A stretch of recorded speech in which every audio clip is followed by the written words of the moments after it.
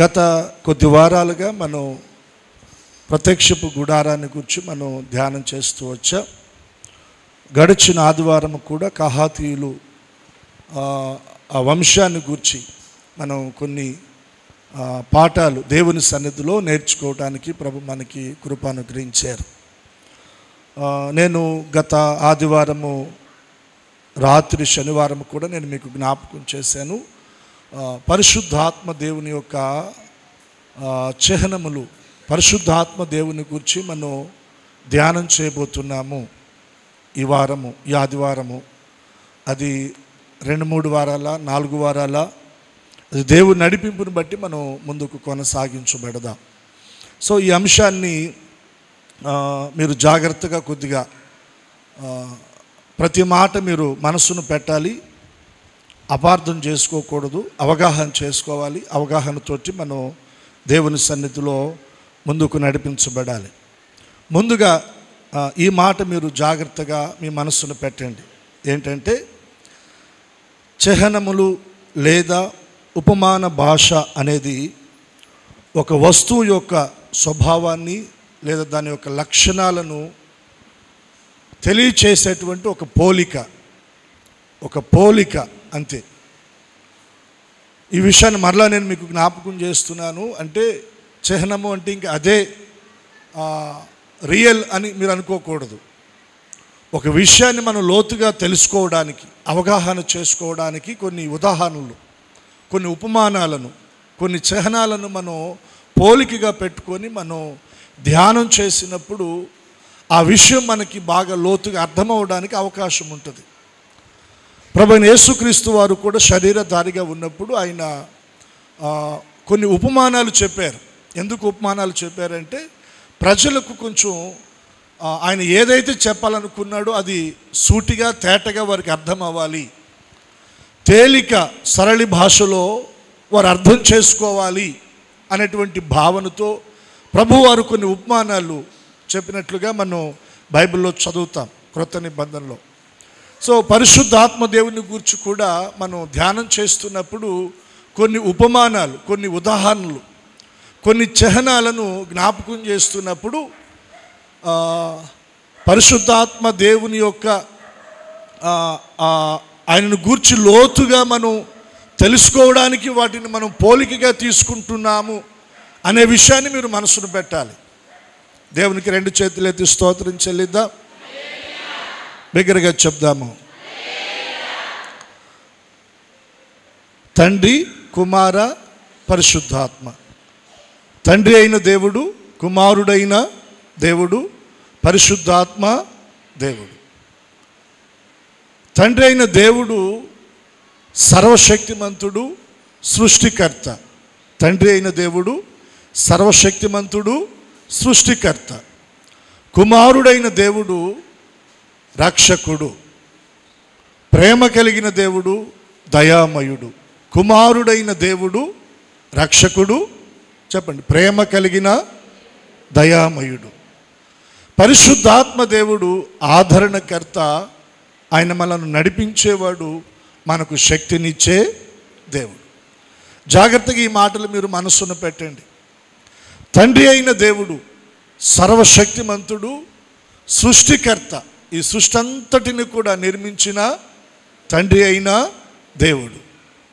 కుమారుడైన దేవుడు రక్షకుడు, మన కొరకు తన ప్రాణమును సిలువలో బలిగా అర్పించి తన రక్తమంతా ధారపోసి ప్రాణత్యాగము ద్వారా ఆయన మనల్ని విమోచించిన రక్షకుడు, ప్రేమ కలిగిన దయామయుడు. పరిశుద్ధాత్మ దేవుడు ఎవరంటే ఆయన ఆదరణకర్త, ఆయన మనల్ని నడిపించేవాడు, చెప్పండి, మనకు శక్తిని అనుగ్రహించే దేవుడు. తండ్రి యుగముంది, కుమారుని యుగముంది, పరిశుద్ధాత్మ దేవుని యొక్క యుగముంది. మనకు అర్థమవటం కోసం తండ్రి కాలం ఉంది, కుమారుని కాలం ఉంది, పరిశుద్ధాత్మ దేవుని యొక్క కాలము కూడా ఉంది. తండ్రి కాలము సృష్టి ఆరంభము నుండి ప్రభువైన యేసుక్రీస్తు వారు కన్య అయినటువంటి మరియ గర్భము ద్వారా ఆయన ఈ లోకానికి వచ్చే వరకు తండ్రి అయిన దేవుడు ఆయన పని చేశాడు. తర్వాత కుమారుడైన దేవుడు ప్రభువైన యేసుక్రీస్తు వారు 33.5 సంవత్సరాలు ఆయన ఈ భూమి మీద ఆయన తన కాలములో ఆయన పని చేశాడు. కుమారుని కాలము ముగించబడిన తరువాత పరిశుద్ధాత్మ యుగం లేదా పరిశుద్ధాత్మ దేవుని యొక్క కాలము ప్రారంభించబడింది. ఇప్పుడు మనం ఉన్నది కూడా పరిశుద్ధాత్మ దేవుని యొక్క యుగం లేదా పరిశుద్ధాత్మ దేవుని యొక్క కాలం. ఏ కాలము చెప్పండి? ఇది పరిశుద్ధాత్మ దేవుని యొక్క కాలము. పరిశుద్ధాత్మ దేవుని యొక్క కాలం. సో పరిశుద్ధాత్మ దేవుని యొక్క కాలములో మనం ఉన్నాం. ఇంకొంచెం మనకి అర్థం అవటం కోసమండి, దేవుని ఆత్మ ఉంది, తర్వాత మానవుని ఆత్మ ఉంది, తర్వాత దురాత్మ కూడా ఉంది. దేవుని ఆత్మ పరిశుద్ధాత్మ, మానవుని ఆత్మ మనలో ఉన్న ఆత్మ. మూడవది దురాత్మ లేదంటే దెయ్యపు ఆత్మ. దెయ్యపు ఆత్మ. ఈ దురాత్మ లేదా ఈ దెయ్యం ఎవరంటే ఒకప్పుడు దేవుని దగ్గర దేవదూతగా దేవుణ్ణి ఆరాధించేటువంటి గుంపులో ఉన్నటువంటి దేవుని దూత. అయితే దేవుని కంటే కూడా తను హెచ్చించుకొని గర్వించి దేవుని సింహాసనము కంటే కూడా ఆ లూసిఫర్ అనేటువంటి దేవుని దూత హెచ్చించుకున్నప్పుడు ఆ లూసిఫర్ దూతను దేవుడు పరలోకములో నుండి ఏం చేశాడంటే ఆయన భూమి మీదకి నెట్టివేశాడు.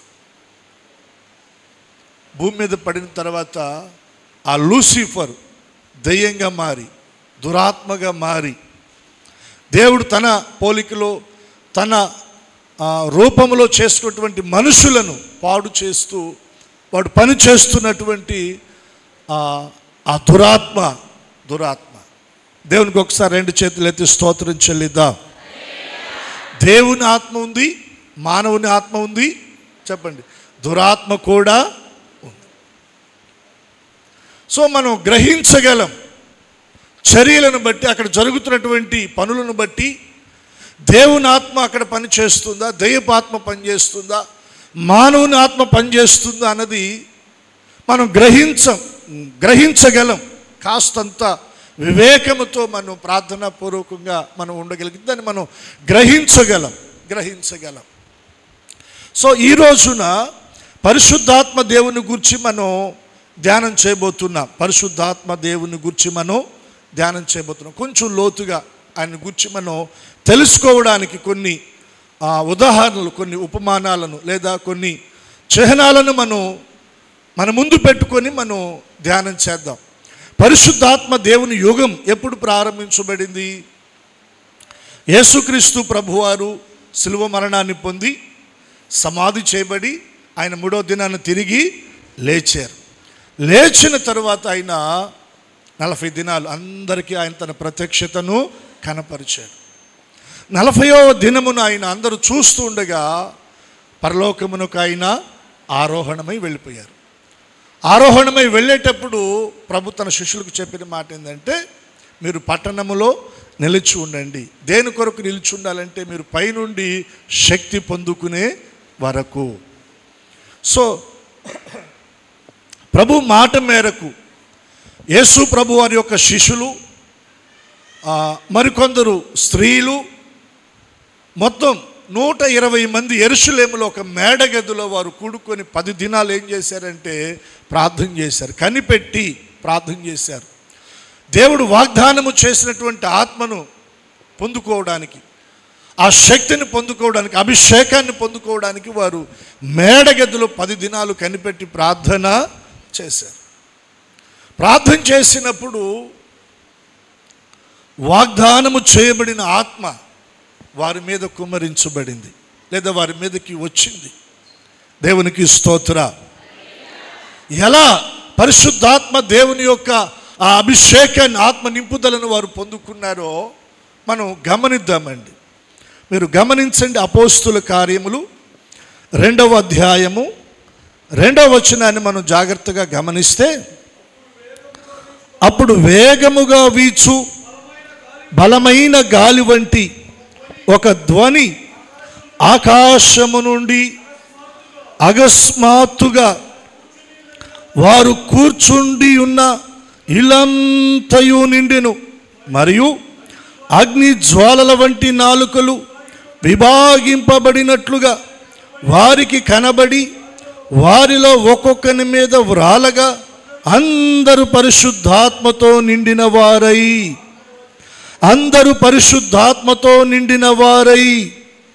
ఆ ఆత్మ వారికి వాక్శక్తి అనుగ్రహించిన కొలది అన్య భాషలతో మాటలాడసాగిరి. పాత నిబంధన కాలంలో కూడా ప్రవక్తలు, దేవుని సేవకులు, దైవజనులు, న్యాయాధిపతుల మీదకు కూడా దేవుని ఆత్మ దిగి వచ్చి అక్కడ అవసరతను బట్టి దేవుడు తన ఆత్మ ద్వారా కార్యాలను, పనిని జరిగించి ఆయన మరలా తిరిగి వెళ్ళిపోయినట్లుగా పాత నిబంధనలో మనం గమనిస్తాం. క్రొత్త నిబంధనలో దిగి వచ్చిన దేవుని ఆత్మ ఇంకా మరలా తిరిగి వెళ్ళలేదు. భూమి మీద ఉండి ఆయన తన పనిని జరిగిస్తున్నాడు. ఈ విషయాన్ని జాగ్రత్తగా మీరు గ్రహించాలి. ఇక్కడ ఈ వచ్చిన భాగాల్లో మనం చూస్తున్నాం, అందరూ పరిశుద్ధాత్మతో నిండిన వారై. కొందరా అందరా? మనమందరం కూడా దేవుని ఆత్మతో నింపబడాలి, పరిశుద్ధాత్మతో నింపబడాలి. మారు మనసు ఎంత అవసరమో, పాప క్షమాపణ నిమిత్తం బాప్తిజం ఎంత అవసరమో, ప్రార్థనా జీవితం ఎంత అవసరమో, సహవాసము ఎంత అవసరమో, ప్రభు బల్లారాధన ఎంత అవసరమో, వీటన్నిటికంటే కూడా ఇంకా ఎక్కువగా దేవుని ఆత్మతో మనము నింపబడటం అన్నది అవసరత అయి ఉన్నది. ప్రభు వారు చెప్పారు, అడుగుడి మీకు ఇయ్యబడును, తట్టుడి మీకు, వెదకుడి మీకు చెప్తూ ప్రభు చివర్లు అన్నాడు కదా, అడుగు వారికి ఎంతో నిశ్చయముగా. ఎవరిని అనుగ్రహిస్తానన్నాడు ప్రభు? పరిశుద్ధాత్మను అనుగ్రహిస్తానన్నాడు. అంటే దేవుని ఆత్మతో నింపబడడానికి మనము దేవుణ్ణి అడగాలి, దేవుని దగ్గర మనవి చేయాలి, కోరుకోవాలి, ఆశ కలిగి ఉండాలి. యెషయా గ్రంథంలో వ్రాయబడిన మాట, ఎండిన నేల మీద ప్రవాహ జలములను ఆయన కుమ్మరిస్తాడంట. ఆశ కలిగిన ప్రాణమును ఆయన తృప్తిపరిచే దేవుడు. ఆ మాట చెప్తూ అంటాడు, నీ సంతతి మీద నా ఆత్మను కుమ్మరిస్తాను అన్నాడు.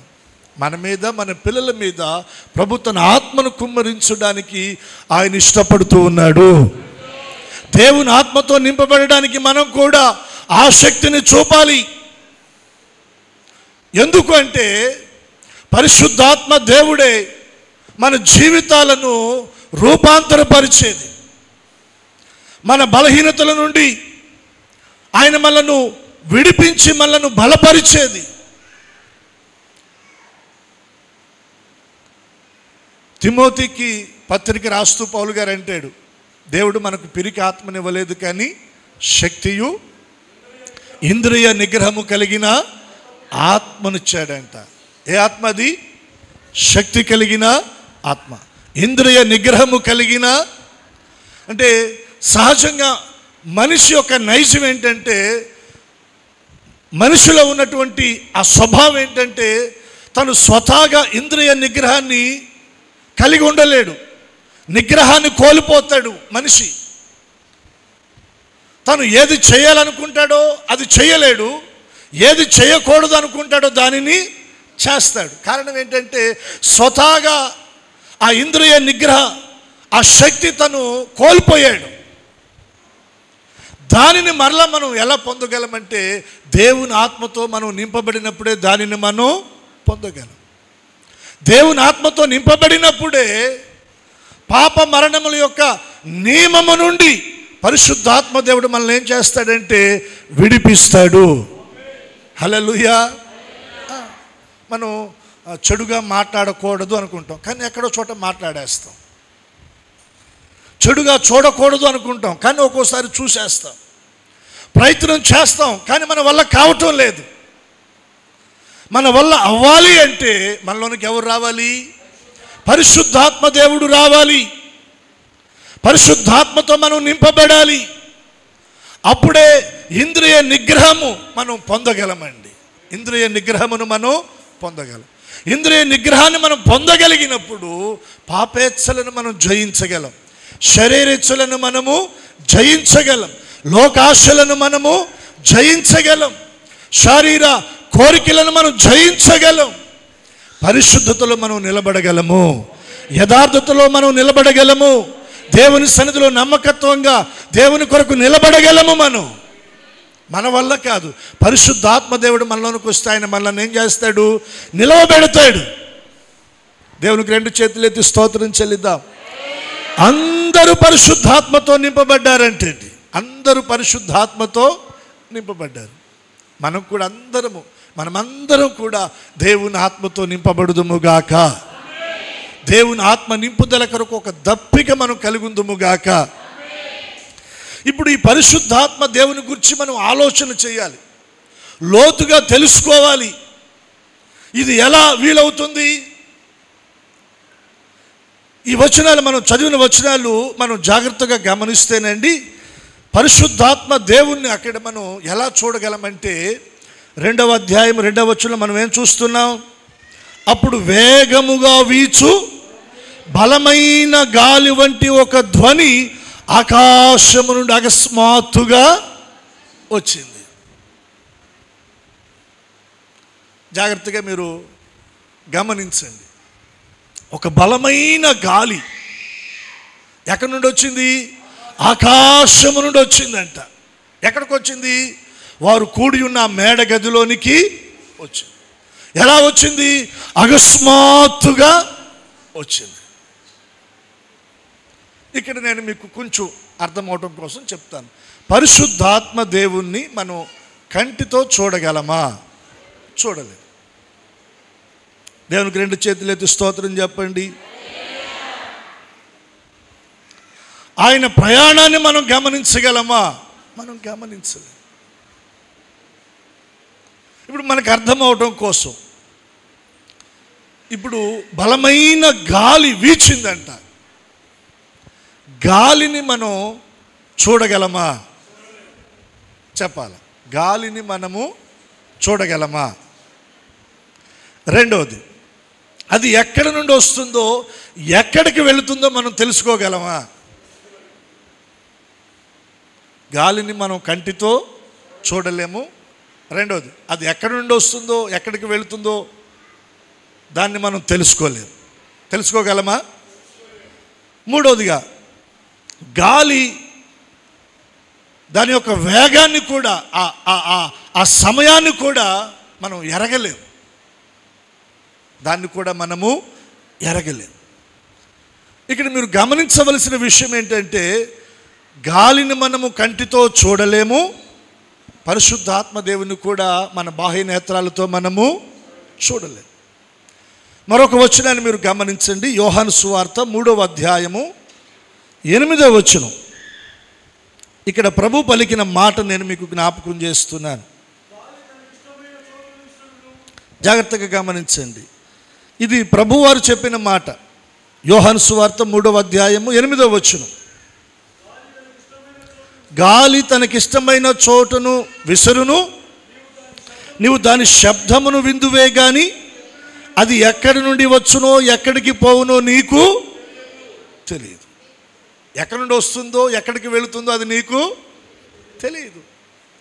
గాలిని మనం చూడలేము, అది ఎక్కడి నుండి వస్తుందో ఎక్కడికి వెళుతుందో కూడా దాన్ని మనము ఎరగలేము.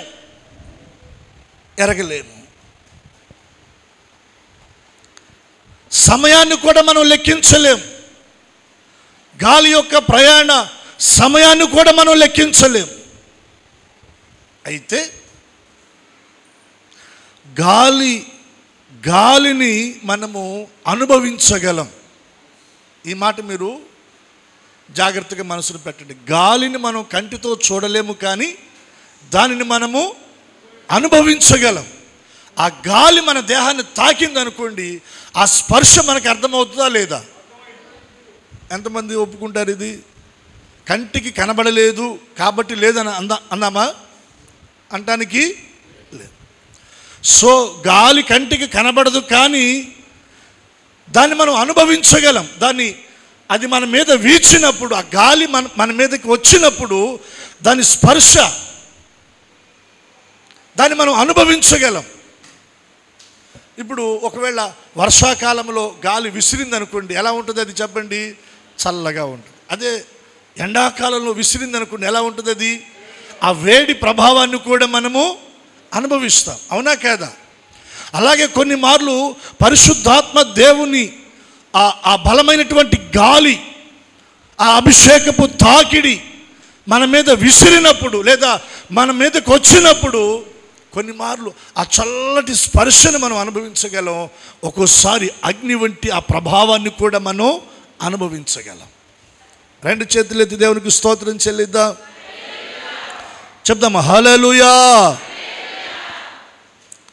ఇప్పుడు ఇంకొకటి కూడా నేను మీకు జ్ఞాపకం చేస్తున్నాను. గాలి అది చాలా బలమైనది, చాలా వేగంగా ప్రయాణం చేయగలిగింది.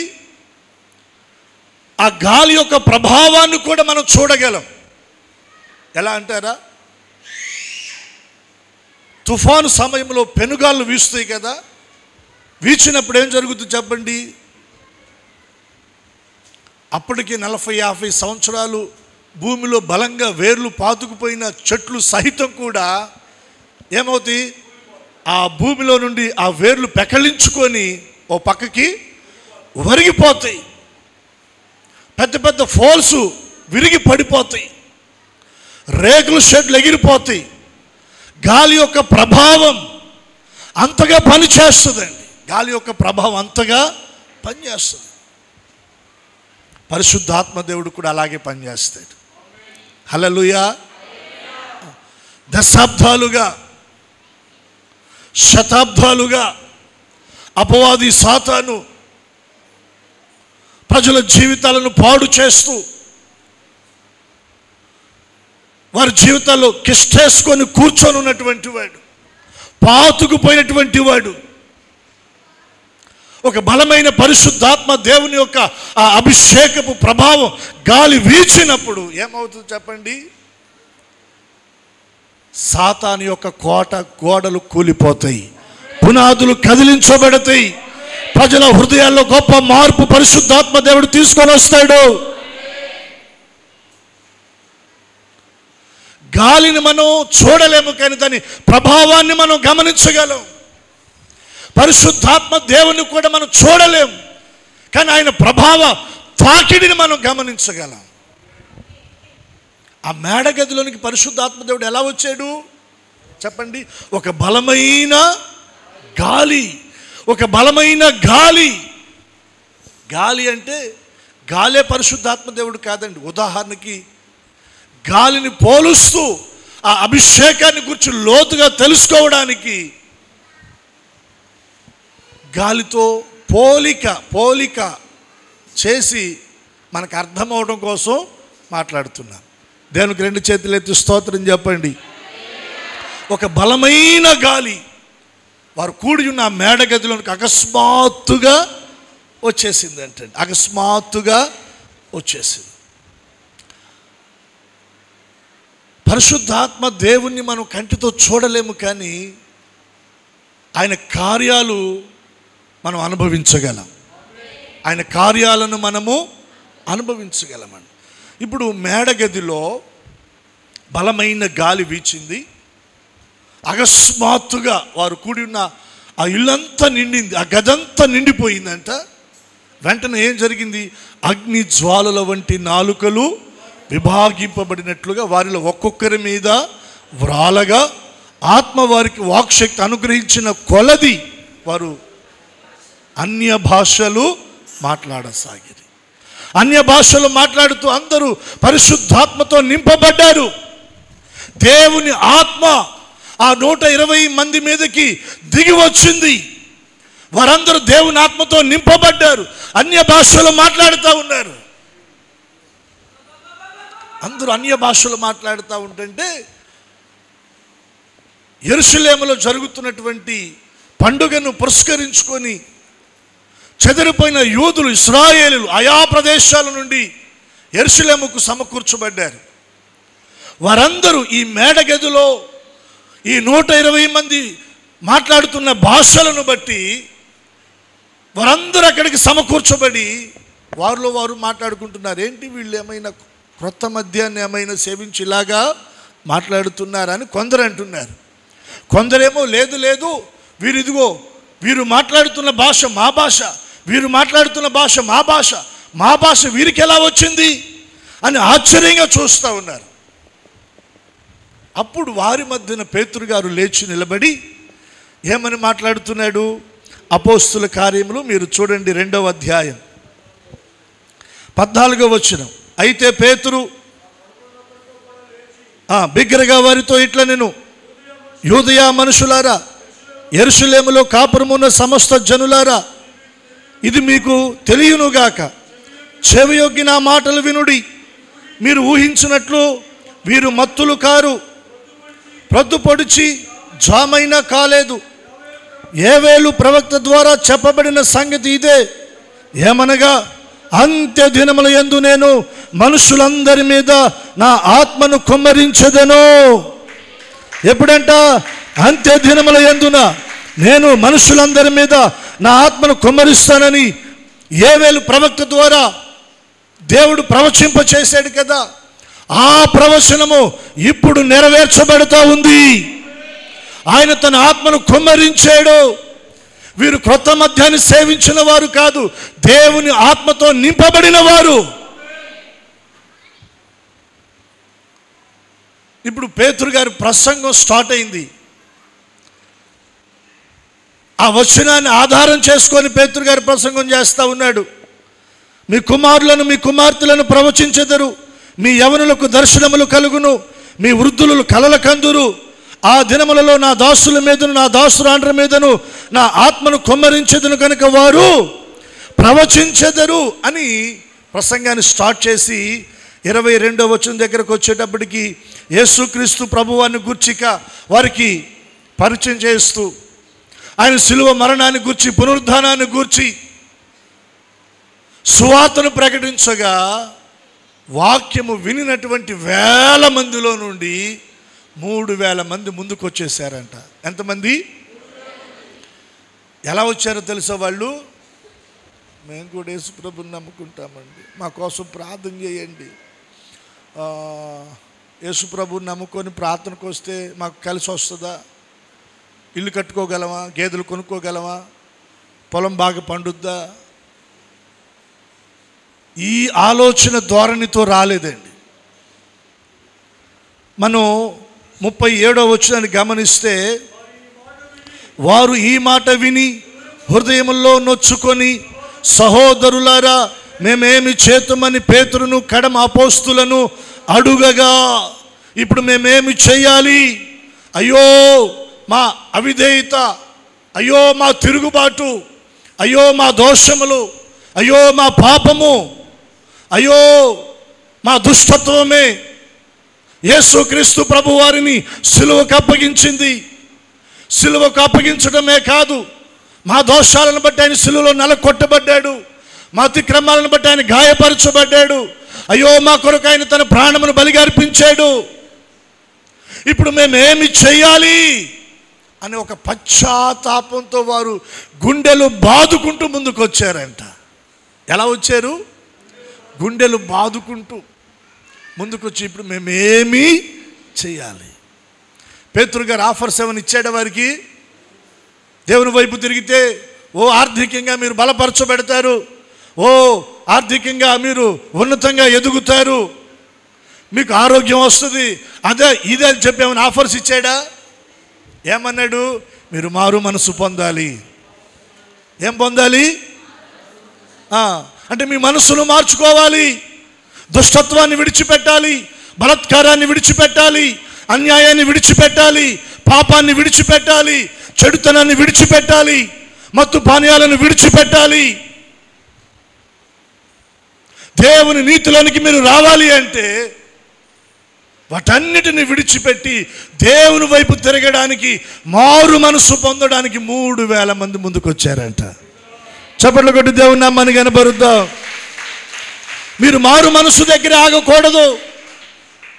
పాప క్షమాపణ నిమిత్తమై ప్రతి వాడు ప్రభువైన యేసుక్రీస్తు నామమున బాప్తిజాన్ని పొందాలి. బాప్తిజం పొందిన మీరు ఏం చేయాలి? మూర్ఖులకు ఈ తరము వారికి మీరు వేరయ్యి రక్షణ పొందాలి. ఏమవ్వాలంట?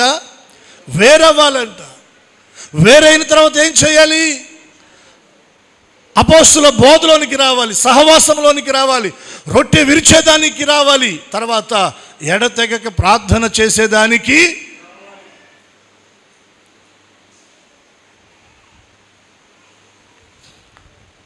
మారు మాట మాట్లాడకుండా వీటన్నిటికీ మేము సిద్ధమయ్యాని 3,000 మంది బాప్తిజం పొందడానికి ముందుకు వచ్చారు. దేవునికి 2 చేతులు ఎత్తి స్తోత్రం చెప్పండి. ఈ బలమైన కార్యము చేసింది ఎవరు? పేతురు గారి ప్రసంగమా? చెప్పాలి. ఎవరు చేశారు? ఈ మార్పు ఎవరి ద్వారా వచ్చింది? పరిశుద్ధాత్మ దేవుని ద్వారా అక్కడ ఆ క్రియ జరిగించబడింది. ఆ మార్పు ప్రజల్లో వచ్చింది. వారు దేవుని వైపు తిరగడానికి పరిశుద్ధాత్మ దేవుడు వారిని ఒప్పింపచేశాడు. మనలో నీతిని గురించి, పాపమును గురించి, రాబోతున్న తీర్పును గురించి ఒప్పింపచేయు వ్యక్తే పరిశుద్ధాత్మ దేవుడు. హల్లెలూయా. ఆయన్ని మనం దేనిలో చూడగలుగుతున్నాం? ఆయన కార్యాలంటే ఒక బలమైన గాలిలో మనం ఆయనను చూడగలుగుతున్నాం. గాలి కనబడదు, పరిశుద్ధాత్మ దేవుడు కూడా కనబడడు. గాలి ఎక్కడ ప్రారంభమో ఎక్కడికి వెళుతుందో మనకి తెలియదు. అలాగే పరిశుద్ధాత్మ దేవుని ప్రయాణం కూడా మనకు తెలియదు. గాలి వేగాన్ని, సమయాన్ని మనం గమనించలేము. అలాగే పరిశుద్ధాత్మ దేవుని కూడా మనం గమనించలేం. అయితే గాలి యొక్క స్పర్శ మనం అనుభవించగలం. అలాగే పరిశుద్ధాత్మ దేవుని యొక్క స్పర్శను కూడా మనం అనుభవించగలం. గాలి ప్రభావాన్ని మనం చూడగలం. అలాగే పరిశుద్ధాత్మ దేవుని యొక్క ప్రభావము మనుషులను తాకినప్పుడు వారిలో వచ్చే మార్పును కూడా మనం చూడగలం. ఇది పరిశుద్ధాత్మ దేవుని కార్యము. 3,000 మంది రక్షించబడ్డారు. తర్వాత 5,000 మంది రక్షించబడ్డారు. దినదినము సంఘములో చేర్చబడుతున్నారు. 2 చేతుల దేవునికి మనం స్తోత్రం చెల్లిద్దాం. పరిశుద్ధాత్మ దేవుడు ఆయన మనలను ఏం చేస్తాడు చెప్పండి? దేవునికి దగ్గరగా ఆయన మనలను తీసుకొస్తాడు. మనలో ఒక పశ్చాత్తాపాన్ని ఆయన కలగ చేస్తాడు. మారు మనసును మనకు ఆయన తీసుకొస్తాడు. రక్షణ అనుభవంలోనికి ఆయన మనలను నడిపిస్తాడు. దేవుని సహవాసంలోనికి ఆయన మనల్ని నడిపిస్తాడు. దేవునికి 2 చేతులు ఎత్తి స్తోత్రం చెల్లిద్దాం. నేను మీకు మరొక మాట మీకు జ్ఞాపకం చేస్తున్నాను. హెజ్కేలు గ్రంథం మీరు చూడండి, 37వ అధ్యాయము 9-10 వచనాలు. హెజ్కేలు గ్రంథం 37, 9-10 వచనాలు. అప్పుడు ఆయన, నరపుత్రుడా, జీవాత్మ వచ్చునట్లు ప్రవచించి ఇట్లనము, ప్రభువగు యెహోవా సెలవిచ్చున్నది ఏమనగా, జీవాత్మ నలుదిక్కుల నుండి వచ్చి హతులైన వీరు బ్రతుకున్నట్లు వారి మీద ఊపిరి విడువము. ఆయన నాకు ఆజ్ఞాపించినట్లు నేను ప్రవచింపగా జీవాత్మ వారిలోనికి వచ్చెను. వారు సజీవులై లేచి లెక్కింప సఖ్యము కాని మహాసైన్యమై నిలచిరి. చప్పట్లు కొట్టి దేవుని నామాన్ని కనబరుద్దాం. దేవుని హస్తము హెజ్కేలు మీదకు వచ్చిందంట. హెజ్కేలు ఆత్మవశుడయ్యాడు. 37వ అధ్యాయం మీరు ప్రారంభ వచనాన్ని గమనిస్తే, యెహోవా హస్తము నా మీదకి వచ్చెను, నేను ఆత్మవశుడునై ఉండగా యెహోవా నన్ను తోడుకొని పోయి ఎముకలతో నిండి ఉన్న ఒక లోయలో నన్ను దింపెను. ఆయన వాటి మధ్య నన్ను ఇటు అటు నడిపించుచుండగా ఎముకలు అనేకములు ఆ లోయలో కనబడెను. అవి కేవలము దేవుని ఆత్మతో దైవజనుడు నింపబడ్డాడు. దేవుని ఆత్మ వశుడయ్యాడు. దేవుని ఆత్మ అతన్ని కొనిపోయి ఎక్కడికి తీసుకొని వెళ్ళిందంటే ఒక లోయలోనికి తీసుకొని వెళ్ళి అక్కడ దించిందంట. ఇప్పుడు ఆ లోయలో యెహెజ్కేలు ప్రవక్త దైవజనుడు అటు ఇటు తిరుగుతూ ఉంటే అక్కడ గమనిస్తే ఆ లోయంతా కూడా ఎముకలతో నిండిపోయిందంట. ఆ ఎముకలన్నీ కూడా ఎండిపోయి ఉన్నాయి. జీవము లేదు, వాటికి శరీరము లేదు, వాటికి ప్రాణము లేదు. కేవలము ఎముకలతో నిండిన లోయ. ఆ లోయలో యెహెజ్కేలును అటు ఇటు దేవుడు తన ఆత్మతో సంచరింపచేశాడు. ఒక మాట అడుగుతున్నాడు, ఇవన్నీ బ్రతకగలవా అని. ఎముకలు బ్రతకగలవా? చెప్పండి, ఎముకలు బ్రతకగలవా? లాజరు చనిపోయి 4 దినాలు సమాధిలో పెట్టబడ్డాడు. 4 దినాలకి కాస్తో కూస్తో కుళ్ళిపోయినా చెప్పండి, ఆ ఎముకల మీద కాస్తో కూస్తో శరీరం అన్నది ఉంటుంది కదా. ఇప్పుడు ఈ లోయలో శరీరం ఉందా? నరాలు ఉన్నాయా? లేవు. ఎముకలు ఎండిపోయినాయి. ఆ ఎముకల్లో జీవం లేదు. దేవుడు యెహెజ్కేలును అడుగుతున్నాడు, ఈ ఎముకలు బ్రతకగలవా? ఏమో నాకు తెలియదయ్యా. అవి బ్రతుకున్నట్లుగా నువ్వేం చేయాలంటే ప్రవచించు, నీ నోటితో నీవు పలుకు. మొదటి వచనం మనం గమనించాం కదా, యెహెజ్కేలు ఆత్మవశుడయ్యాడంట. అంటే దేవుని ఆత్మతో నింపబడ్డాడు. దేవుని ఆత్మతో నింపబడినటువంటి వాడై దేవుని మాట మేరకు ఇప్పుడు ప్రవచిస్తున్నాడు. ఏమని ప్రవచిస్తున్నాడు? 9-10 వచనాల్లో మనం చూస్తున్నాం. మీరు 5వ వచనం నుండి చూడండి. ఈ ఎముకలకు ప్రభు అయిన యెహోవా సెలవుచున్నదేమనగా, మీరు బ్రతుకున్నట్లు నేను మీలోనికి జీవాత్మను చర్మము కప్పి మీకు నరములనిచ్చి మీ మీద మాంసము పొదిగి చర్మం మీ మీద కప్పెదెను. మీలో జీవాత్మనుంచగా మీరు బ్రతుకుదురు. అప్పుడు నేను యెహోవానై ఉన్నానని మీరు తెలుసుకొందురు. ఆయన నాకు ఇచ్చిన ఆజ్ఞ ప్రకారము నేను ప్రవచించుచుండగా గడగడగడమను ధ్వని ఒకటి పుట్టెను. అప్పుడు ఎముకలు ఒకదానితో ఒకటి కలుసుకొనెను. నేను చూచుచుండగా నరములను మాంసమును వాటి మీదకి వచ్చెను. వాటిపైన చర్మము కప్పెను. అయితే వాటిలో జీవాత్మ ఎంత మాత్రమును. అప్పుడు ఆయన, నరపుత్రుడా, జీవాత్మ వచ్చినట్లు ప్రవచించి ఇట్లనము, ప్రభువు యెహోవా సెలవిచ్చున్నదేమనగా, జీవాత్మ నలుదిక్కుల నుండి వచ్చి హతులైన వీరు బ్రతుకున్నట్లు వారి మీద ఊపిరి అనగా శ్వాస. ఎవరు విడవాలి? జీవాత్మ శ్వాసను విడవాలి. ఇప్పుడు దేవుని ఆజ్ఞ మేరకు యెహెజ్కేలు ప్రవచిస్తూ ఉన్నాడు. ఏం జరిగింది చెప్పండి? ఆయన నాకు ఆజ్ఞాపించినట్లు నేను ప్రవచింపగా జీవాత్మ వారిలోనికి వచ్చిన వారు సజీవులై లేచి లెక్కింప సఖ్యము కాని మహాసైన్యమయ్యి నిలిచారంట. ఎముకలన్నీ ఒకదానితో ఒకటి ఏమైపోయినాయి చెప్పండి? వచ్చి అతుక్కున్నాయి. వాటికి నరాలు, కీళ్ళు ఇవన్నీ కూడా వచ్చేసి కనెక్ట్ అయిపోయినాయి. తర్వాత వాటికి చర్మం వచ్చి రక్త మాంసాలు వచ్చి పొదిగించబడ్డాయి. జీవాత్మ లేదు. మరలా ప్రవచించగా జీవాత్మ వచ్చింది. వారందరూ బ్రతికారు, లేచారు, నిలబడ్డారు, మహాసైన్యం అయ్యారంట. ఇది ఎలా సాధ్యమైంది? యెహెజ్కేలు ఉత్తగా వెళ్ళి అక్కడ ఎముకలారా మీరు బ్రతకండి అంటే బ్రతుకుతాయా? 37వ అధ్యాయం 1వ వచనం మనం ఏం చూసాము? దేవుని హస్తము ఎవరి మీదకి వచ్చింది? యెహెజ్కేలు మీదకి వచ్చింది. యెహెజ్కేలు మీదకి దేవుని హస్తం వచ్చినప్పుడు అతడు ఏమయ్యాడు? ఆత్మవశుడయ్యాడు. దేవుని ఆత్మతో నింపబడి ప్రవచించిన ప్రతి ప్రవచనము, ఆ ప్రవచనంలో జీవము విడుదలవుతుంది. ఎండిపోయిన ఎముకలు మరల ఒక చోట సమకూర్చబడి, నరాలు, రక్త నలాలు, ఆ తర్వాత వాటి మీదకి చర్మము పొదిగించబడింది. జీవాత్మ వచ్చి వారంతా కూడా బ్రతికించబడి ఒక సైన్యంగా మార్చబడ్డారు. దేవుని ఆత్మతో మనం నింపబడి ప్రవచించే ప్రవచనం, దేవుని ఆత్మతో నింపబడి మనం చేసే ప్రతి ప్రార్థన కార్యరూపాన్ని దాలుస్తుంది. నిరాకారములో ఆకారాన్ని తీసుకొని వస్తుంది. శూన్యములో సృష్టిని కలగచేస్తుంది. ఎండిపోయిన ఎముకల్లో జీవాన్ని తీసుకొస్తుంది.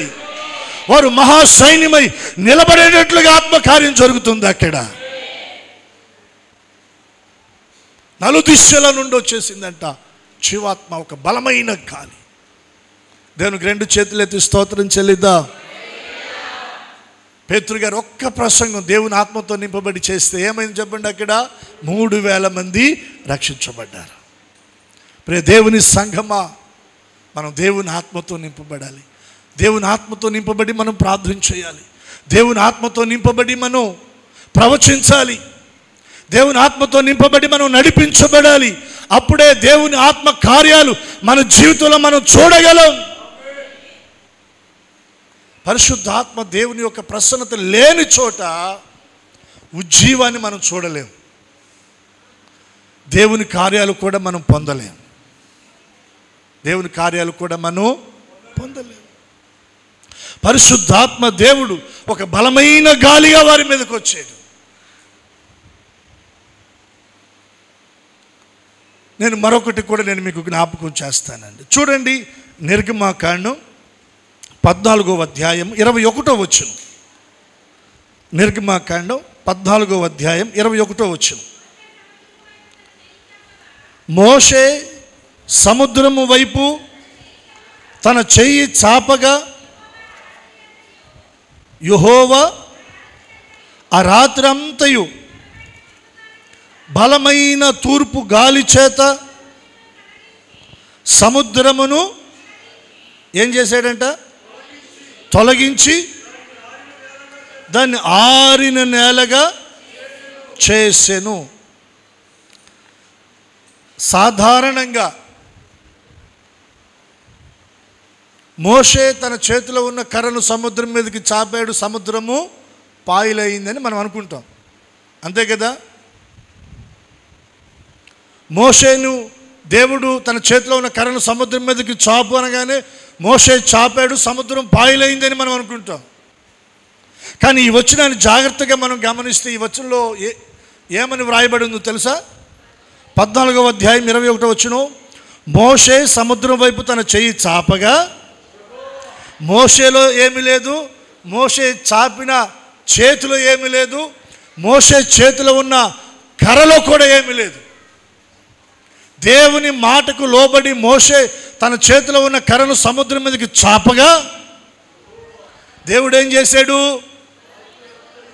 చూడండి, యెహోవా ఆ రాత్రంతయు బలమైన తూర్పు గాలి చేత సముద్రమును తొలగించి, సముద్రము 2గా పాయలవ్వడానికి, విభజించబడడానికి లేదా తొలగించబడడానికి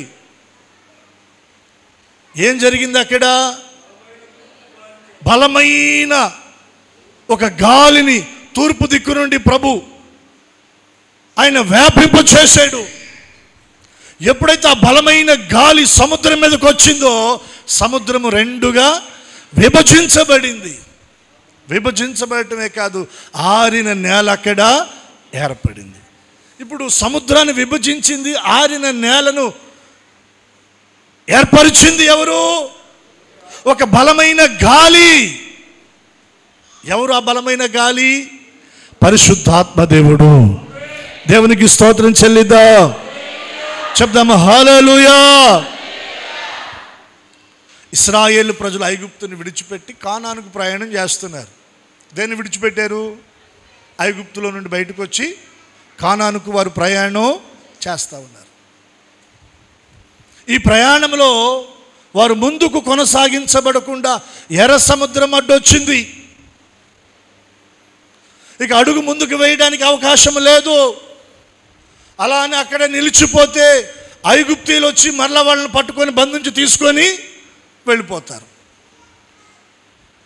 ముందుకు సాగడానికి అవకాశం లేదు. ఆ సమయంలో ఇశ్రాయేలు ప్రజలందరి పక్షంగా ఎవరు పనిచేశారు? పరిశుద్ధాత్మ దేవుడు పనిచేశాడు. హల్లెలూయా. ఇప్పుడు దాన్ని మనం ఇలా పోల్చుకుందాం. ఐగుప్తు అనగా ఈ లోకం. ఈ లోకాన్ని విడిచిపెట్టి మనం కూడా ఏమయ్యాం చెప్పండి? మారు మనసు పొందాం, రక్షణ పొందాం. ఇప్పుడు మనం కూడా ప్రయాణం చేస్తున్నాం. ఎక్కడికి? పరలోక రాజ్యానికి. ఎక్కడికి చెప్పండి?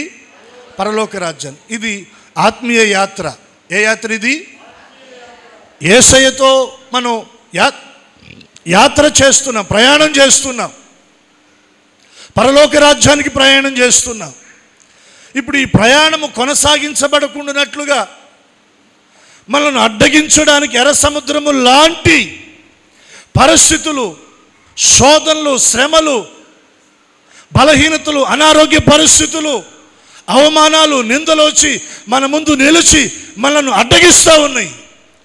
అడుగు ముందుకు పడటంలా అడుగు ముందు వేయలేకపోతున్నాం. ఇప్పుడు ఎలా దాటేది? ఎలా సాగి వెళ్ళేది? ఎలా ముందుకు కొనసాగించబడేది? ఎలా? ఎవరు మనకు సహాయం చేస్తారు? ఇక్కడ రెండు విషయాలు మనం గమనించాలి. ఒకటి, దేవుని మాట ప్రకారంగా మోషే సముద్రం మీదకి చెయ్యి చాపాడు.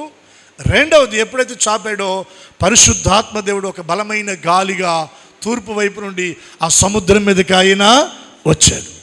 ఎప్పుడైతే ఆయన వచ్చాడో సముద్రము రెండుగా పాయలైపోయింది. అంటే నీవు దేవుని మాటకు లోబడితే నీ కొరకు నీ ఆత్మీయ ప్రయాణం ముందుకు కొనసాగించబడినట్లుగా పరిశుద్ధాత్మ దేవుడు నీకు అడ్డుగా ఉన్న వాటన్నిటిని ఆయన విభజిస్తాడు. ఆరిన నేల నీ కొరకు ఏర్పాటు చేస్తాడు ఆయన. అందరికి క్షేమముగా నడిపిస్తాడు ఆయన. ఎన్ని ఆటంకాలు, ఎన్ని అడ్డులు, ఎన్ని వ్యతిరేకతలు, ఎన్ని సమస్యల మధ్య నీవు ఉన్నా దేవుని ఆత్మతో నీవు నింపబడితే అవన్నీ నీ ముందు పాయలైపోతాయి. వాటి మధ్యన దేవుడు నీకు రహదారిని, రాజమార్గాన్ని ఏర్పాటు చేస్తాడు ఆయన. ఆరిన నేలన క్షేమముగా నిన్ను నడిపిస్తాడు ఆయన. ఇశ్రాయేలు ప్రజలు నడిచారా లేదా? సముద్రం పాయలవ్వడానికి అక్కడ అంతర్గతంగా జరిగిన కార్యం ఏంటి చెప్పండి? తూర్పు వైపు నుండి ఒక బలమైన గాలి వచ్చేసింది. ఆ గాలి ఎవరు చెప్పండి? పరిశుద్ధాత్మ దేవుడు. రెండు చేతులెత్తి బిగ్గరగా దేవునికి స్తోత్రం చెల్లిద్దాం. ఎండిపోయిన ఎముకలను బ్రతికించి జీవంతో నింపి ఒక మహా సైన్యముగా నిలబెట్టింది పరిశుద్ధాత్మ దేవుడు. దేవుని కొరకు అడుగులు వేస్తూ సాగుతుండగా వచ్చిన ఆటంకాలను విభజించి పాయలుగా చేసి మనల్ని ముందుకు నడిపించేది ఎవరంటే పరిశుద్ధాత్మ దేవుడు. నీ ముందున్న అడ్డులు, ఆటంకాలు, వ్యతిరేకతలు, బలహీనతలు, సమస్యలు దాటలేకపోతుంటే నీకు ఎవరు సహాయం కావాలంటే దేవుని ఆత్మ సహాయం నీకు కావాలి. నీకు నువ్వుగా దాటలేవు, నీకు నువ్వుగా జయించలేవు, నీకు నువ్వుగా నీ వల్ల ఏది కాదు. అయితే నువ్వు దేవుని ఆత్మతో నింపబడితే అది నీకు సాధ్యమవుతుంది. ఆ గాలి సముద్రాన్ని పాయలు చేసింది. సముద్రం పాయలు అవటం అంటే మామూలు విషయం చెప్పండి. సముద్రాన్ని పాయలు చేయగలిగితే నీ సమస్యలో పెద్ద లెక్క, నీ ఇబ్బందిలో పెద్ద లెక్క చెప్పండి. నువ్వు ఎదుర్కొంటున్న శోధనలో ఒక పెద్ద లెక్క. పరిశుద్ధాత్మ దేవుడు తేలిగ్గా వాటిని ఏం చేస్తాడు చెప్పండి? విభజించేస్తాడు. దేవునికి రెండు చేతులు ఎత్తి స్తోత్రం చెల్లిద్దాం. మరొక విషయాన్ని కూడా నేను మీకు జ్ఞాపకం చేస్తున్నాను. 2వ రాజుల గ్రంథం 2వ అధ్యాయము 11వ వచనాన్ని చూడండి. అందరూ బైబిల్ తెరవండి. 2వ రాజుల గ్రంథం 2వ అధ్యాయం 11వ వచనం. అమ్మా, మరియు ఏలియా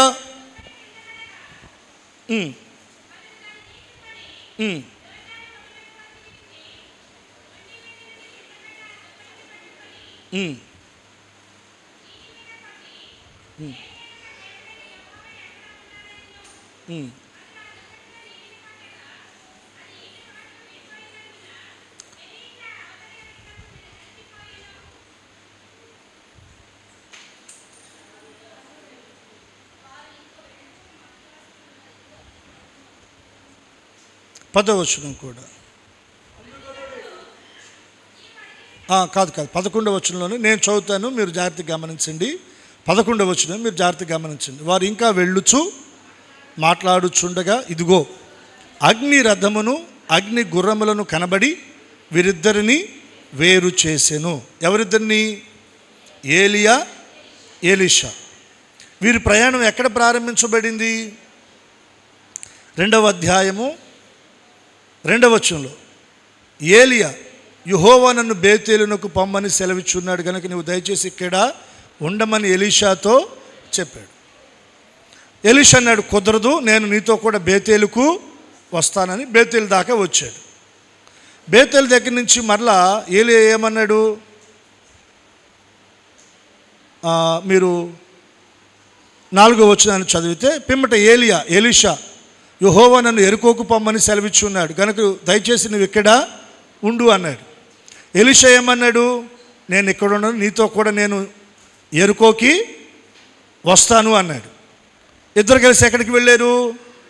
ఎరుకోకి వెళ్ళారు. ఆ తర్వాత మీరు 6వ వచనాన్ని గమనిస్తే యోర్దానికి వెళ్ళమన్నాను అన్నాడు. నువ్వు ఇక్కడ ఉండమంటే ఎలీషా ఏమన్నాడు? నేను ఇక్కడ ఉండను, నీతో కూడా నేను కూడా వస్తాను అని ఇద్దరు కలిసి ఎక్కడికి వెళ్ళారు? యోర్దానికి వెళ్ళారు. ఇలా ఒక్కొక్క ప్రాంతం దాటుకుంటూ వెళుతూ ఉన్నారు. దాటుకొని వెళుతూ ఉన్నప్పుడు ఎలీషాని అడిగాడు, నా వల్ల నీకేం కావాలి అని. ఎలీషా అన్నాడు, నీ మీద నిలిచి ఉన్నటువంటి ఆత్మపాలు ఏదైతే ఉందో అది నా మీదకి 2 పాళ్ళు కావాలి. 2 పాళ్ళు ఆత్మతో నేను నింపబడాలి, పరిశుద్ధాత్మతో నేను నింపబడాలి. ఇప్పుడు ఏలియా మీద ఎలీషా ఏం గమనించాడు?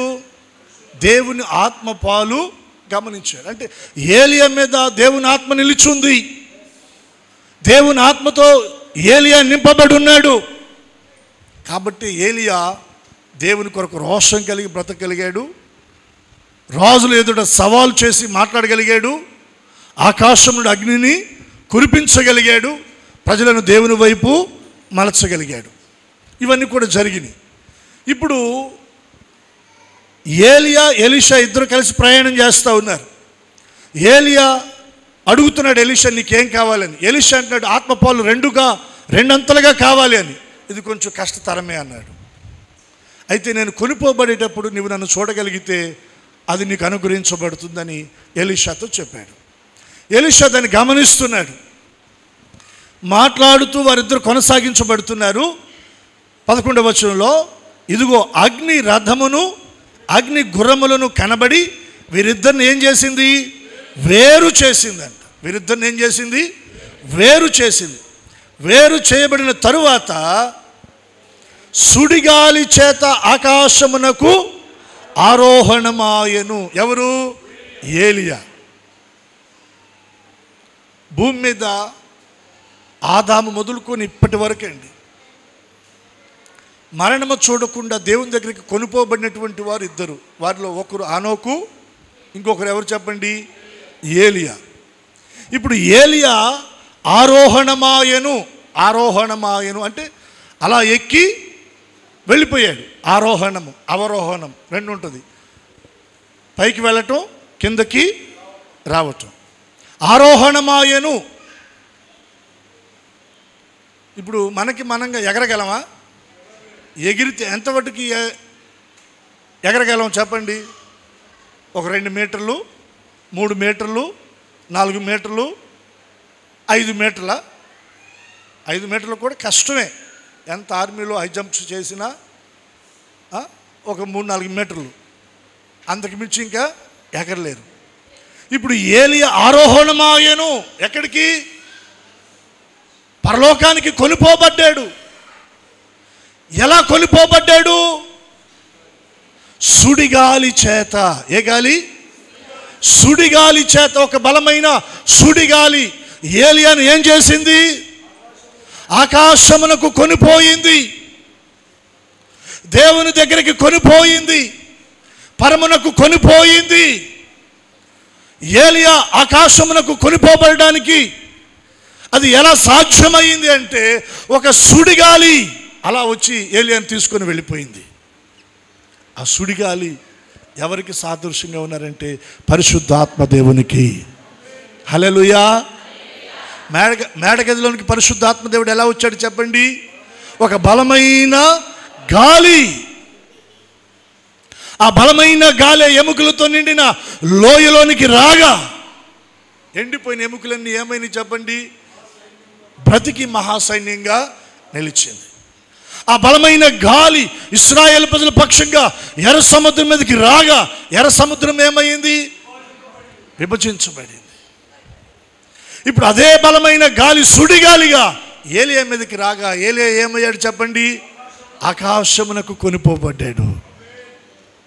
ఇప్పుడు నేను చెప్తాను, రేపు ఆర్భాటముతో ప్రధాన దూత శబ్దముతో దేవుని బోరతో పరలోక పరివారముతో పరిశుద్ధులతో ప్రభు దిగి రాబోతున్నాడు కదా. ఆయన భూమి మీదకి రాడు. ఎక్కడికి వస్తాడు? ఆకాశ మండలానికి వస్తాడు. మధ్య ఆకాశమునకు ఆయన వస్తాడు. ఇప్పుడు మనం ఎగరాలి. ఎక్కడికి? మధ్యాకాశానికి, ప్రభు దగ్గరికి మనం ఎగరాలి, ఆయన్ని కలుసుకోవాలి. ఎవరు మనల్ని అక్కడికి తీసుకొని వెళ్ళేది? పరిశుద్ధాత్మ దేవుడు. చప్పట్లు కొట్టి దేవుని నామాన్ని ఘనపరుద్దాం. ఏలియాను ఎలా ఒక సుడిగాలిలో పరిశుద్ధాత్మ దేవుడు ఆరోహణమై ఆకాశానికి కొనిపోయాడో, ప్రభు రాకడలో కూడా పరిశుద్ధాత్మ దేవుని ద్వారానే మనం ఏమవ్వాలి చెప్పండి? ఎత్తబడాలి. ప్రభువును కలుసుకోవడానికి ఎత్తబడాలి. పరిశుద్ధాత్మ నింపుదల లేకపోతే ఆ రోజున మనం ఎత్తబడడానికి అవకాశము లేదండి. ఆత్మ లేనివాడు నా వాడు కాదని ప్రభు చెప్పారు. ఆ రోజున మనం విడవబడతాం. ఈ రోజున దేవుని ఆత్మతో మనం నింపబడాలి. హల్లెలూయా. దేవుని ఆత్మతో నడిపించబడాలి. దేవుని ఆత్మ కార్యాలు మనం చూడాలి. మన గృహాల్లో దేవుని యొక్క ఆత్మ ప్రసన్నత మనం అనుభవించాలి. మీరు గమనించండి, మీరు ఉదయాన్నే లేచి గదిలో మీరు కాస్త 2 అడుగులు అటు ఇటు తిరుగుతా స్తుతి స్తోత్రం స్తుతి స్తోత్రం స్తుతి స్తోత్రం అంటూ ఉండండి. యేసు రక్తమని ఉచ్చరిస్తూ ఉండండి. ఒక తెలియని ప్రశాంతత ఆ గదిని ఆవరిస్తుందండి. మీరు మోకరిల్లి కొద్ది సమయము మీ హృదయాన్ని కుమ్మరించి ప్రభువును స్తుతిస్తూ ఉండండి. మొదట కొంచెం ఇబ్బందిగా ఉంటుంది స్తుతించడానికి, ప్రార్థన చేసుకోవడానికి, వాక్యం చదవడానికి కొంచెం గలిబిలిగా అనిపిస్తుంది మన మనసు, అంతరంగం. ఎందుకంటే దుష్టుడు గలిబిలి చేస్తూ ఉంటాడు. మనస్సు వెళ్ళదు స్తుతించడానికి, మనస్సు వెళ్ళదు ప్రార్థన చేసుకోవడానికి, మనస్సు వెళ్ళదు వాక్యం చదవడానికి. గలిబిలిగా ఉంటుంది. కానీ కొంచెం ఆ గలిబిలి మధ్యన కూడా నువ్వు నీ మనసును నిబ్బరపరుచుకొని కొద్ది సమయం నువ్వు స్తుతించగలిగితే ఆ దుష్టుని ఆత్మ అక్కడి నుంచి బయటికి వెళ్ళిపోతుంది. దేవుని ఆత్మ గదిలోనికి దిగి వస్తుంది. పరిశుద్ధాత్మ దేవుని ప్రసన్నత నిన్ను ఆవరిస్తుంది. ఇంకప్పుడు నీకు తెలియకుండానే నువ్వు ప్రభువును స్తుతించేస్తావు. ప్రార్థన చేసుకోవడానికి నువ్వు ఇష్టపడతావు. దేవుని వాక్యాన్ని అధికంగా చదవడానికి నువ్వు మనస్సు నిలుపుతావు. ఈ అనుభవాలు కలిగిన వారు మాత్రమే స్తోత్రం చెప్పండి. ఖచ్చితంగా అండి. మన గృహాల్లో పరిశుద్ధాత్మ దేవుని యొక్క ప్రసన్నత ఏలుబడి చేయునుగాక. దెయ్యపు ఆత్మ గలిబిలి సంపూర్ణంగా కొట్టివేయబడునుగాక. దేవుని ఆత్మతో మన గృహాలు నింపబడునుగాక. పరిశుద్ధాత్మ దేవుడు మన గృహాల్లో కొలువై ఉండునుగాక. ఆయన కొలువై ఉండాలి అంటే అక్కడ మనం ఏం చేయాలి చెప్పండి? ప్రభువును మనం స్తుతించాలి. అపోస్తులు ఏం చేశారు? 10 దినాల వారు కనిపెట్టి ప్రార్థన చేశారు, ఎదురు చూచారు. ఆ అభిషేకము కొరకు, ఆత్మ నింపుదల కొరకు, ఆ శక్తి కొరకు వారు కనిపెట్టున్నారు. మనం కూడా కనిపెట్టి ప్రార్థన చేస్తే ఆత్మ కుమ్మరించబడుతుంది. హల్లెలూయా. పరిశుద్ధాత్మ దేవుడు కుమ్మరించబడితే కఠినమైన హృదయాలు మెత్తన చేయబడతాయి. రాతి హృదయాలు మెత్తన చేయబడతాయి. మొండి స్వభావం తొలగిపోతుంది. అయ్యో నేనేమి చేయాలని గుండెలు బాదుకుంటా ముందుకు వచ్చేస్తారు. మారని భర్తలు, మారని భార్యలు, మారని పిల్లలు తేలిక దేవుని వైపు వచ్చేస్తారు. సో ఆ పరిశుద్ధాత్మ దేవుని యొక్క కదలికలు మనం ఎలా చూడగలమంటే, గాలిని ఉదాహరణగా తీసుకొని మనం పోలికగా పెట్టుకొని మనం దానిని గమనించగలం. లోతుగా తెలుసుకోవడానికి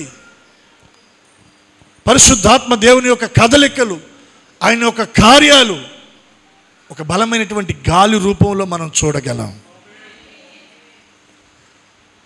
సో ఇది పరిశుద్ధాత్మ దేవుని యుగం, పరిశుద్ధాత్మ దేవుని యొక్క కాలం, పరిశుద్ధాత్మ దేవుడు పనిచేస్తున్నటువంటి సమయం. కాబట్టి ఆ పరిశుద్ధాత్మతో మనమందరము నింపబడుదుముగాక, పరిశుద్ధాత్మతో నింపబడుదుముగాక, పరిశుద్ధాత్మతో నింపబడుదుముగాక, పరిశుద్ధాత్మతో నడిపించబడుదుముగాక, పరిశుద్ధాత్మతో నడిపించబడుదుముగాక, పరిశుద్ధాత్మతో నడిపించబడుదుముగాక. ఆత్మ కార్యాలు మనము చూచుదుముగాక, పరిశుద్ధాత్మ స్పర్శ మనం అనుభవించుదుముగాక.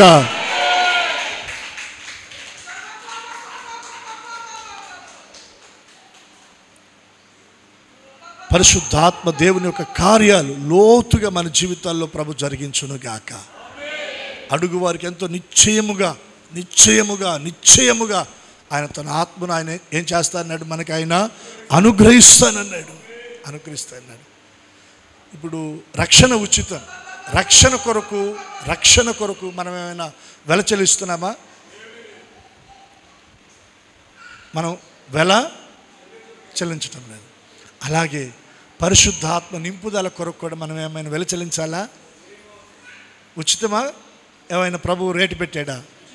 అడుగు వారికి ఎంతో నిశ్చయముగా ఆత్మను ఇస్తానన్నారు, ఉచితంగా ఇస్తానన్నారు. మనం దాని కొరకు డబ్బులు కట్టాల్సిందేమీ, ఫీజు కట్టాల్సిందేమీ లేదు. నువ్వు అడిగితే నీ మీదకి పరిశుద్ధాత్మ దేవుని యొక్క ఆ అభిషేకము దిగొస్తుంది.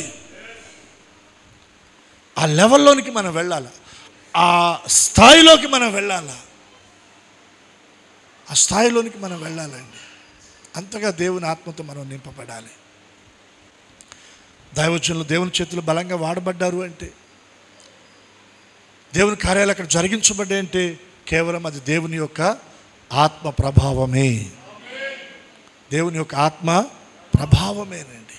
దేవుని ఆత్మ ప్రభావమే.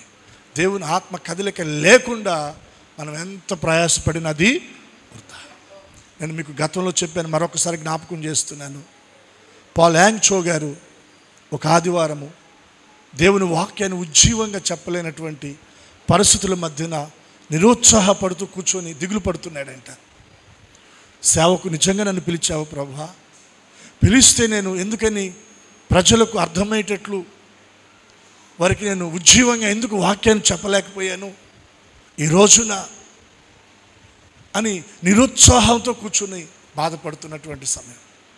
ఉదయకాలం ఆరాధన అలాగే జరిగింది, సాయంకాలపు ఆరాధన కూడా అలాగే జరిగింది.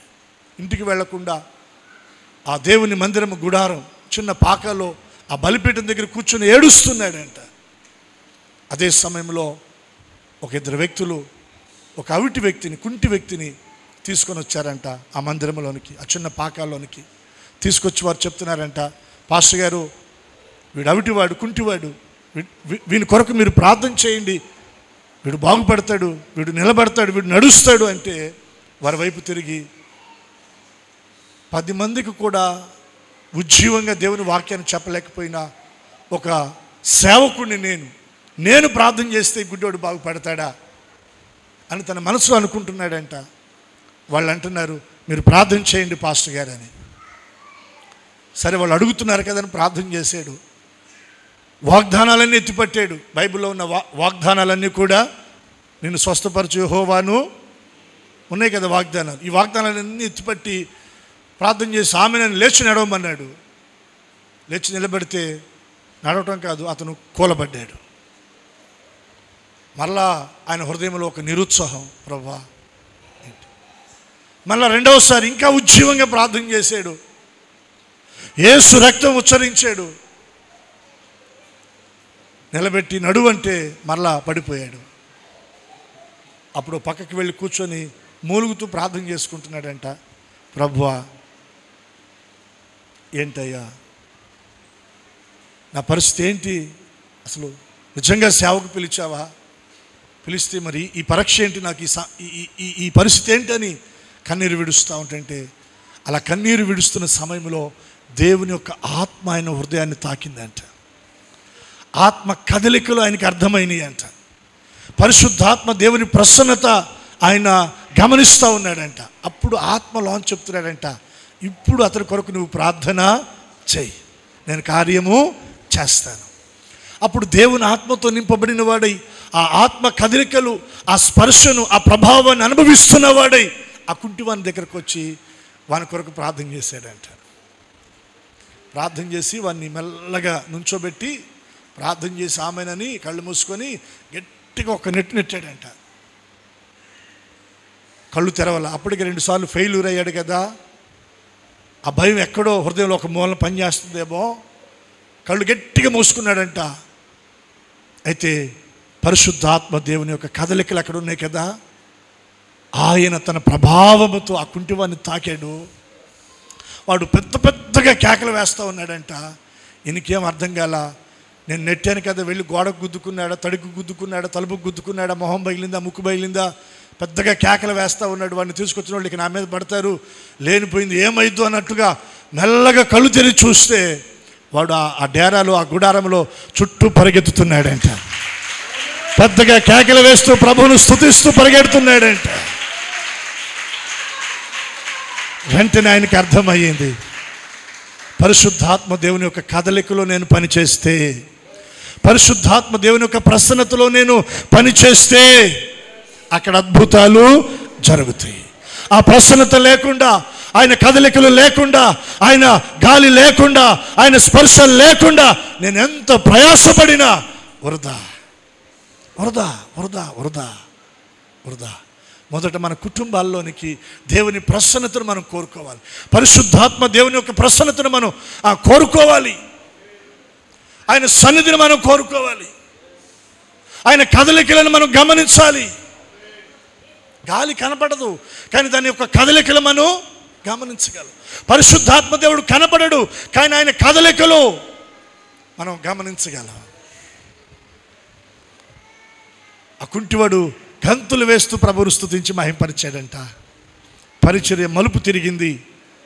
10ల సంఖ్యలో ఉన్నటువంటి ఆయన పరిచర్య 100లోనికి, 1000లోనికి, లక్షల్లోనికి విస్తరించింది. హల్లెలూయా. దక్షిణ కొరియా దేశంలో ప్రభుత్వం ఏ కార్యాచరణ చేయాలన్నా దైవజనులను పిలిచి ప్రార్థన చేయించుకొని, ప్రార్థన ద్వారానే వారి దేశంలో కార్యాచరణలన్నీ కూడా ప్రారంభిస్తారంట. ఒక దేశాన్ని కదిలించగలిగాడు ఆయన.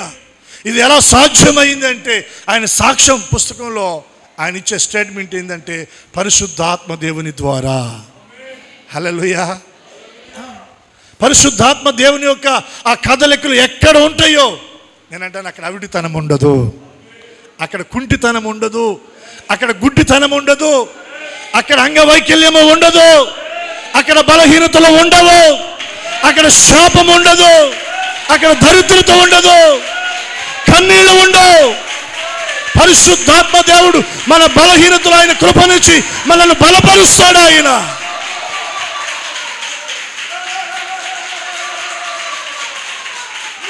ఒక అద్భుతమైన విడుదల, ఒక అద్భుతమైన దైవిక స్వస్థత, దేవుని శక్తి ప్రభావాన్ని మనం అనుభవించగలం పరిశుద్ధాత్మ దేవుని ద్వారా. ఆ పరిశుద్ధాత్మ దేవుని కొరకు మనం కనిపెట్టాలి. అపోస్తులంతటి వారే 10 దినాలు కనిపెట్టారు, ఎదురు చూచారు, ప్రార్థన చేశారు, వాళ్ళలో ఉన్న బలహీనతలను సరిచేసుకున్నారు. ఖచ్చితంగా మనం కూడా మన బలహీనతలను సరిచేసుకొని ప్రభు వైపు తిరిగి కనిపెట్టి ప్రార్థన మనము చేయాలి. అడుగు వారికి ఆయన ఎంతో నిశ్చయముగా తన ఆత్మను ఆయన ఇస్తానన్నాడు. బట్ ఆ పరిశుద్ధాత్మ కదలికలు మన జీవితంలో ప్రారంభమైతే అద్భుతంగా మన జీవితాలు మార్చబడతాయి, మన జీవితాలు కట్టబడతాయి, రూపాంతరం చెందుతాం.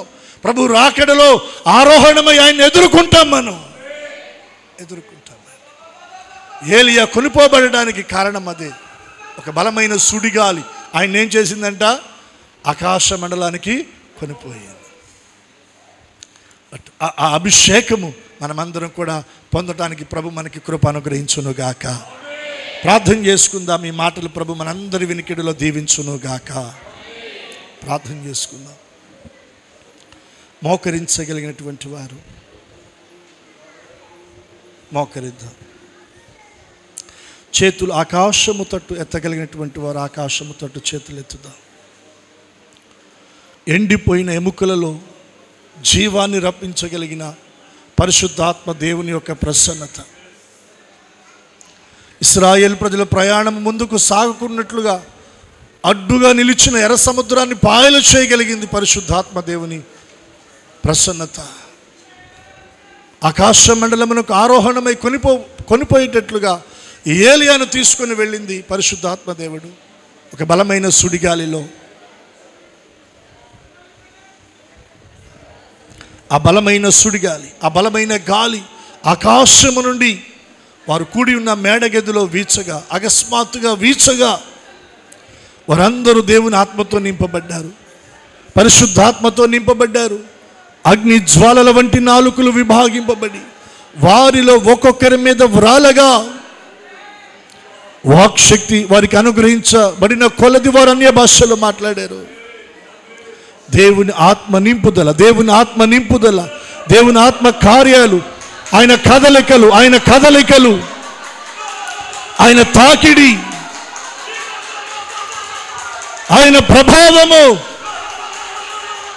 మన దేహాలను తాకాలి, మన జీవితాలను తాకాలి, మన కుటుంబాలను తాకాలి.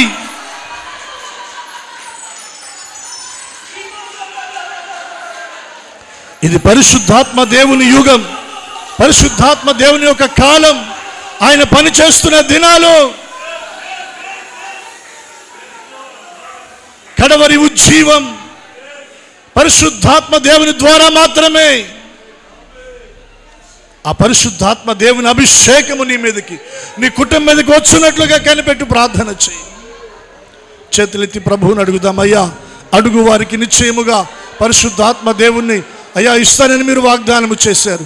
నన్ను నీ ఆత్మతో నింపండి, నన్ను మీ ఆత్మతో నింపండి, నన్ను మీ ఆత్మతో నింపండి, నన్ను మీ ఆత్మతో నింపండి. అయ్యా, మీ కదలికలు నా కుటుంబంలో ఉండాలి, మీ కదలికలు నా గృహంలో ఉండాలి, మీ కదలికలు నా చేతి పనిలో ఉండాలి, నా వ్యాపారంలో ఉండాలి, ఉద్యోగంలో ఉండాలి, వ్యవసాయంలో ఉండాలి. నేను అనుభవించాలి ప్రభువా, నేను అనుభవించాలయ్యా, నేను అనుభవించాలి తండ్రి.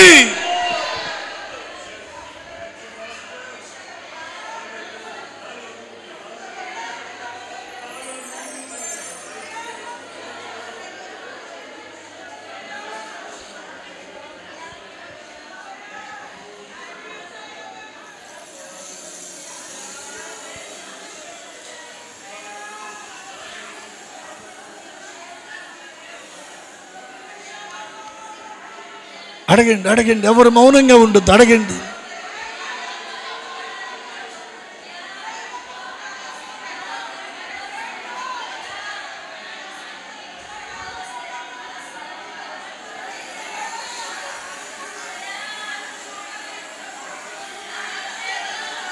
ఒక బలమైన గాలి, ఒక బలమైన గాలి,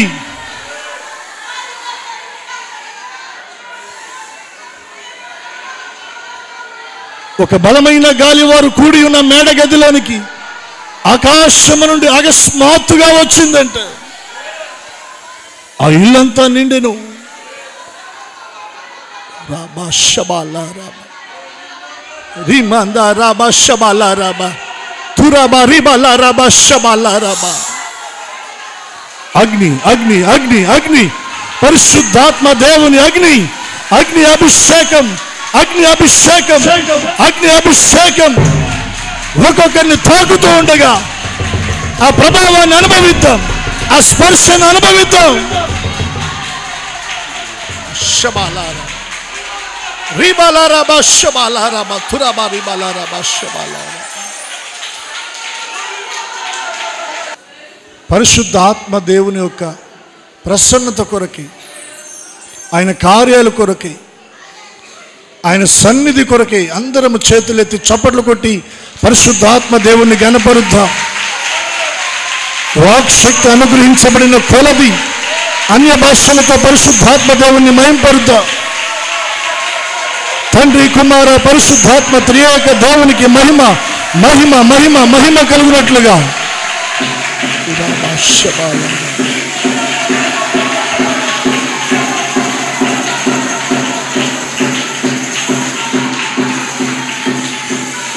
ఆమేన్ ఆమేన్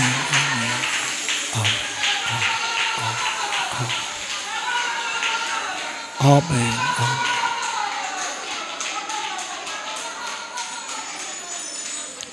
ఒక్క నిమిషం మౌనంగా ఆయన సన్నిధిలో ఉందా.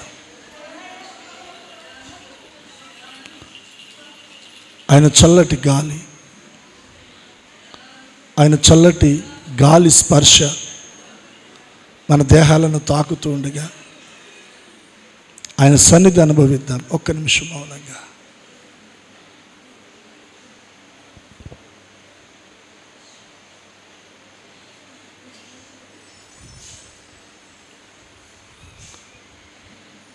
ప్రార్థన చేసుకుందాం. పరిశుద్ధ తండ్రి, అయ్యా మీకు వందనాలు, స్తోత్రం చెల్లిస్తున్నా. పరిశుద్ధాత్మ దేవుని యొక్క కార్యాలు ఈ దినాన కొంతమేర మేము ధ్యానం చేయటానికి మీరు మాకు కృప ఇచ్చారు. మీ ఆత్మతో నింపబడినప్పుడు ఎండిపోయిన ఎముకల్లోనికి జీవం వస్తుందని, ఎర్ర సముద్రము లాంటి శ్రమల మధ్యన కూడా, సమస్యల మధ్యన కూడా, శోధనల మధ్యన కూడా వాటిని మీరు పాయలు చేసి మమ్మల్ని నడిపించగలరు. ఒక దినాన మీ రాకడలో మేము ఎత్తబడినట్లు మీ ఆత్మతో మేము నింపబడాలి.